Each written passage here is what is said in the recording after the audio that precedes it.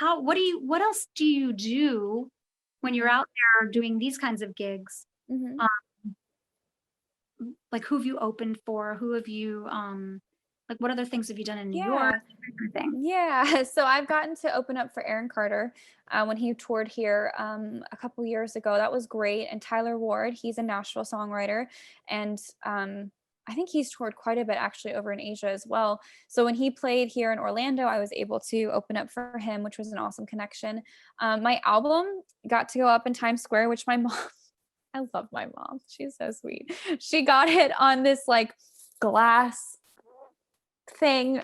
So my album was pressed out through a press company when it Ooh, came out in 2016, and they blasted it in Times Square, which was really cool to have a picture of. So, which oh, was I an amazing love experience. it. Yeah, so it was awesome to be able to see that. And once, playing here has been great, like you said, with restaurant gigs and different events like that. But I decided to kind of move over into the modeling space as well and within acting because I did acting in high school, and I just really like the entertainment industry and the hustle and the bustle and the excitement of it.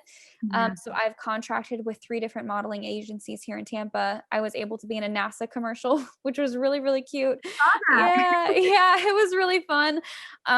So taking that framework of what I've done in music and within the entertainment world in that capacity, I have had so many photos taken of me and so much for different purposes. So I was like, let me just on a whim, I'll just submit it and see if they hire me. And um, it was great to be able to sign with Ben's. Ironically, I actually applied for a job with this other agency in Tampa to be an agent because I was looking for a day job.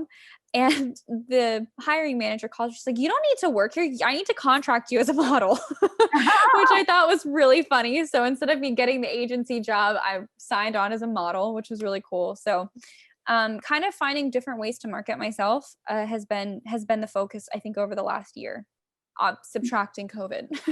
Right, right. Well, what that takes you full circle to, Mhm, why you're getting a marketing and business degree, mhm. because, as musicians, we have to be resourceful. We've gotta be able Yes, to, kind of figure out other ways to make ends meet, but being creative, right? correct. You know that there's other aspects of being a creative soul Mhm, beyond just being a music maker, mhm. because it's art. Absolutely. You're It creating it art. is. It is, yeah, absolutely, and I think art is not just confined to the lyrics and the, guitar melodies that we write. It's so involved. I think a good 21st century example of that we all will probably know is Billie Eilish. I mean, she's created a complete character of herself, right? And has created this amazing framework of just create like her creativity is mind-blowing, and working with her brother is just amazing. So for me, I love that side of it, right? Like we are able to take these stories and these songs and create these visuals and create this entire separate universe within the confines of maybe 5 or 6 songs or 16 songs, and being able to spread it across so many different mediums. Like that for me is just a whole other like I love that. And, that actually made me think of the picture that you sent me of you when I asked for a Oh, headshot, and I was like, thanks. "Oh, that's a kind of a cool headshot." I'm actually pretty excited to put that into Oh, the thank lineup. you. You have, streaks of color on your face. Mhm. It's a little bit representative of what we just said about how we Mhm. have to create other, mediums Yep. of art, right? Yeah. And here Mhm. you are in this picture, and you're so beautiful, and Oh, you're a thank you. model, you're a performer, you're singing, you have a great voice, Thanks. and you have color all over your face, and Mhm. that just makes you kind of we can tell you're an interesting person, you're an Thank you. artist, you're a colorful person. Aw, thank you. I appreciate that so much. The funniest thing, my mom and we bought sidewalk chalk, and I looked at my makeup artist that I'd hired for the shoot that day, and I was like, "I have an idea. I have an idea." And she was like, "What's your idea?" And I had already told the photographer, but I was like, "I don't wanna tell the makeup artist till we're, like, on set because she might hate me." And, I have my mom and my dad in the corner, bless their hearts, like, crushing sidewalk chalk in, like, Ziploc bags, and she's like, "How the heck am I gonna get this on you?" And I don't know. So she whips out, like, MAC Fix Plus, like, setting spray, and we're, like, makeup brushing, like, colors on me, and my mom and my dad are throwing chalk, and it was really, really fun, and I was trying to find ways to make it look interesting. Like, okay, we just have this white wall, right? Like we're in the studio. How Mhm. can I have these photos that I can use for a while? And I was like, chalk. why not? We'll just throw some chalk everywhere. I love that. And I it love was so it. much fun. And see, and you had fun doing it, Oh my and gosh, yeah. right, and but also the photo itself creates a memory, but Mhm. it also tells a story, and and that's a big part of who you are. And Thank you you. have this wonderful online presence, and I Thank think it you. appeals to every age group. You Thank obviously you. appeal to your age and younger, Mhm. but you appeal to my age and older. So Thank I you. think, yeah, and I love that. I love that. That's So such a compliment, and that's so reassuring because for me it is hard at 24 to make sure that, no matter who comes across your work, they're going to enjoy it. And for me, the best advice I've ever been given, not just from my co-writer when I was like 16, but also my dad, is just have fun. No matter what it is you're doing within this, if you're not having fun, why are you doing it? And there have been so many times that I've been in situations where I'm like, I'm not having fun. I'm not doing this anymore. Goodbye. And and that maybe sounds diva like, but that for me is the why, right? This is my why. I want to have fun, but also I want to have other people have a space to go within my music that when they're in the car crying because their partner broke up with them, they're not alone.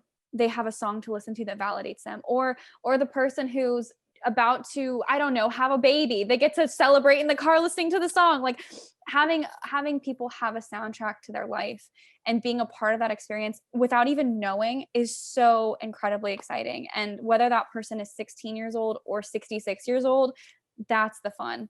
And because I think that no matter what we're going through, it can be so isolating, and being able to give people a place to go to not feel so alone, I think is the biggest reason why I do this.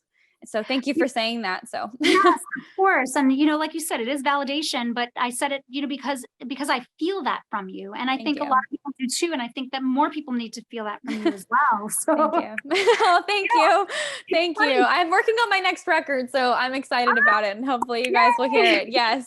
2020 has been a strange time. It should have been done by now, but I haven't been able to travel all year to Nashville, and it's going to Yeah. come out within the next year. I just want to make sure that it's right, because when we're making things and we're writing the soundtrack to somebody else's life, we want to make sure that we're happy with it too. So it will be out soon. I love this. I love it. Thank you. And the last bit of that conversation, I actually just realized you had answered the last two questions I was going to ask you, which was Oh, no, because it was exactly like, this is exactly the conversation that I have. And I didn't have to prompt you to say oh, by asking the question, thank which is you. like, you spoke to the intrinsic value of singing, right? Hmm. Spoke to what being a successful singer really is to you. Hmm. That is why I've created this Facebook group, Secrets of Successful Singers, because it's not always about the monetary value. It's not always about that. In fact, most of the time it's not. No, That's just a nice side absolutely. I didn't get in this for money. I don't think any of us probably do because it's you never know, you know? Yep. Absolutely. It's a big leap of faith. But It is. anybody who really puts their heart and soul into anything that they want to do, the money will come in, and that is the way it works. That is the Mhm. energy of the universe. That is how we create what we create. We may Mhm. not always be rolling in dough, but we're making a living. We're Mhm. surviving. More than Mhm. surviving, thriving, because what we're Mhm. creating is building something perfect and beautiful. And Absolutely. and being a musician and a model and an actress, so you've got all of these things that you're putting out there into the world. And I just Mhm. think that's really important for people to be able to follow you and say, I could do that too. Oh, thank you. Yes, and everybody can. It's one of those things where, when you're making something that is authentic, authenticity will genuinely follow. And I have met some of the kindest, most wonderful people through this process, and I think sometimes it's because, well, I'm going into this because I'm searching for that. I want to be as honest and as kind with everyone else. So hopefully that will follow. And I've had so many people in this industry too, friends of mine who have been able to go from writing songs here in Florida to writing really, really chart topping songs in Nashville. And, I've written a song and sent it out, and they're like, that's not good. That's not good. That's not a good song. And I've gone back to the drawing board maybe 6 or 7 times. And then I have a new song. They're like, that's great. You've written the song exactly how you should. And then I sit on the floor with it and my guitar, and I'm like, but I don't like it anymore. It's not my song. And Oh. Interesting. that has been a struggle too. So if anybody here has been maybe who is a writer who's struggling with that too, I think it's not only do you have to be okay with it in your bedroom, but you have to be okay with it writing, putting it out to people. And if somebody doesn't believe in it or somebody tells you it's not good and you create something that somebody else is going to like and it's not yours anymore, it's allowing yourself to be okay with something that maybe other people won't like too. That's a whole other part of this process. And that's the writing side of it. But I Mhm. think that there's so many different ways to tell a story, whether that's through visuals, through acting, through songs, and it's a whole big amazing world, and we're just the people who get to consume it and put it out there, right? You're a conduit. Yes, 100%, 100%. Sometimes I write stuff and I'm like, that wasn't my idea. Somebody just whispered that to me. I didn't write that. That wasn't mine. 100%. Like sometimes I genuinely will write something down. And I'm like, what the heck? That's not my story, but I'll write it. And that's okay. And that's actually, if it came out of you, Hmm. then you get to put it on paper and you actually get to put it out there in the world. Somebody Oh, wanted for you. sure. Exactly. Somebody needs to hear it, I guess. I don't know. We'll write it and we'll put it out and we'll see what happens. Or we'll just play it at a show. And the person who needs to hear it will be in the audience, you know? And that's exactly how it works. Try it in a show, see what people think, Oh, and yeah. they're your litmus test. They are. I've missed that so much. I've written most of this album during quarantine. I wrote a lot of it before, and then I was like, I don't really like these anymore. We'll rewrite it. And I've written the actual album, I think, most of the time during quarantine. And it's like, man, I want to shop it out at shows now to make sure I like it. And hopefully, I'm hoping that next year we're going to be able to have them again. We So will. And those things are gonna be coming back, but there's already venues right now in Tampa there that are. have, they do want people to be performing, and you'll Hmm. get there. You'll get back there. Yep. So, well, Eden, I really appreciate you being with us, Thank and you. thanks for, sharing all of your advice and your information and all of Thank your you. beautiful shining spirit. Oh, thank you. And, I look forward to your next album coming out. Thank Do you have a name you. for it yet? Starting? Do you have a name for it yet? Not, well, I have an idea. Don't tell us because we might change minds, so It's an idea. It's definitely, I've been toying with the name Little Monsters or I'm Going. So very, very two different themes happening there, which I think are probably very telling for how 2020's been. But yeah. I think that I think probably even more than 2020, the last chapter of my life, we'll call it that. We're going to say that. So it's definitely been a process. But if you guys follow me through Instagram, I've been doing a lot of Instagram live streams where I'm actually playing these songs without, saying this is on the album. So a lot of online shows shall be happening. So if you guys follow me online, you can see it there. Perfect.